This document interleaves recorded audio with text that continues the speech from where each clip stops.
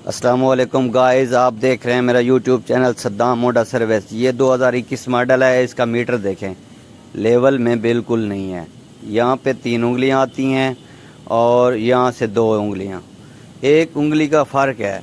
इसको फ़र्क को कैसे हम ख़त्म करेंगे? आप लोग देखें इस वीडियो को गौर से और मेरे चैनल को सब्सक्राइब करें। आप लोग देख रहे हैं कितनी इसका गैप है। ये देखें, ये कैसे ठीक होगा मैं आप लोगों को अब भी बताऊंगा। बहुत आसान तरीका।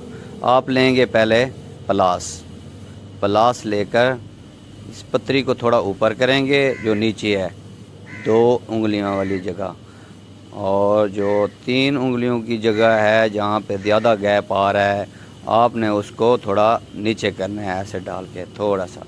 ये देखें, बिल्कुल लेवल पे आ गया है। बिल्कुल थोड़ा सा भी फ़र्क नहीं है, बिल्कुल लेवल पे आ गया है। यहाँ से भी बिल्कुल ओके, यहाँ से भी बिल्कुल ओके। ये देखें, ये बिल्कुल ज़बरदस्त हो गया। अब बिल्कुल ज़बरदस्त ओके कंडीशन में। इस पे ना कुछ